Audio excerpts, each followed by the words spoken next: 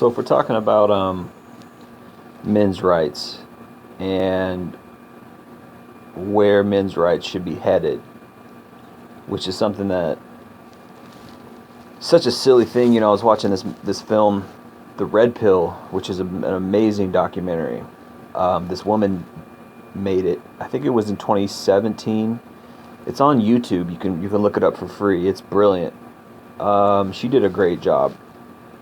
She really did a great job on it.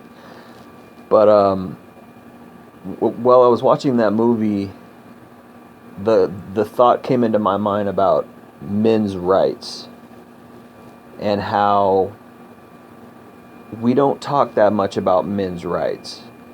We don't discuss it. What are men's rights? What are things that concern men? Suicide statistics, the sexism in the court system, the disparity between female jail sentences and male jail sentences. Female offenses are looked at less powerfully than men's, right? Blatant sexism in the courts, this idea of affirmative action, right? Sexism in the workplace, essentially. And it's all founded and based on this idea that there's some sort of patriarchy, when in reality it's just nature. Men have adapted. Men have, as far as our biology is concerned, we have our nature. We do what we do because that's what men do. Men work, men build things, men create, men build societies, build roads. Women didn't do this. And there's this crazy idea and this crazy concept out there that somehow there was a conspiracy by men to put women down and keep them out of the workforce. This is a new thing. 200 years ago, women weren't like, hey, let me help you build the roads, or let me help you build those bricks. Let me do all the dirty jobs for you. At least women as a whole. I'm not saying there were no female workers in those respective careers. But as a whole, women weren't itching to go build buildings and be bricklayers and go work on skyscrapers and build bridges. As a whole, women were not trying to do that. Okay, that's just a fact. This is just blatant hypocrisy, right? So women want the same thing as men, so they claim. In reality, they want, they want all the privileges, they want all the benefits that come with being a man, success, money, power. They want that stuff, but they don't want to work for it. They don't want to go sweat for it. They don't want to die for it like we did ever since society was invented, ever since society became a thing. They haven't done that. Okay?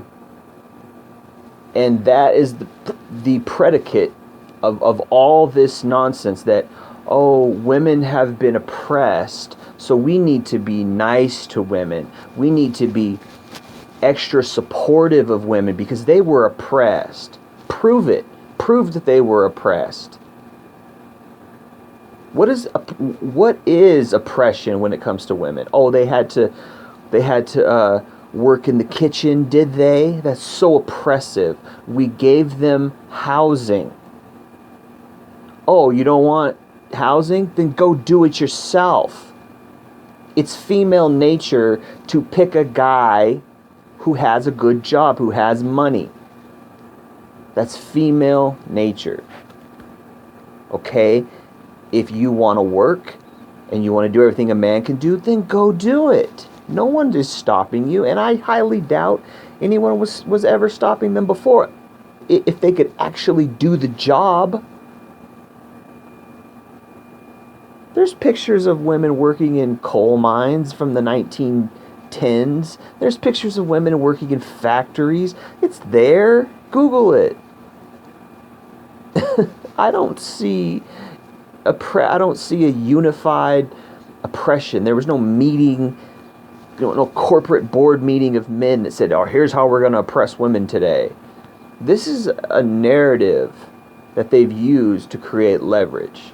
And what it's done is it's infiltrated into our pop culture. It's infiltrated into our social culture. It's infiltrated into the way we think. Don't believe me? Go figure it out yourself. Go out into society. Go speak with people. Find out what people really think. Find out what people... A great place to do that is social media, because what you really think will come out on social media. And you have the benefit of not engaging in a face-to-face conflict with somebody, so you can avoid any negative outcomes that way. It's you have a dispute, that there's an argument, there's a disparity, and then you go about your day, but you learn something. You learn how people think.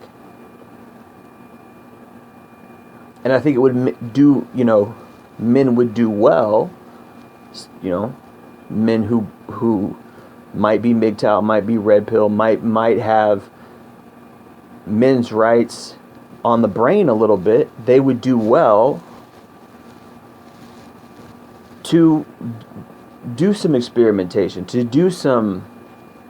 have some experiences speaking with people online, to find out how people react, to find out how people really are. When it comes to men's rights, we need our rights. And what are our rights? First of all, rights for women should be the same rights for men. If women want to be treated equally, men need to be treated equally. So what does that mean? That means removing the sexism in the court system. What does equality between men and women really mean? It means accountability. It means transparency. It means agency. Okay? If a man has to have a certain consequence for doing certain things, such as statutory rape from a male teacher to a 15-year-old female student, then a female teacher who statutorily rapes a 15-year-old male student should have the same outcome as that male teacher. But I don't see that. What I see is a lot of women getting off. I see a lot of women getting delayed sentences. I see a lot of women getting no jail time, a slap on the wrist. If we're going to have equality between men and women, if women are going to have agency, if they want actual equality, it means they have to have the responsibility of agency and accountability for their actions.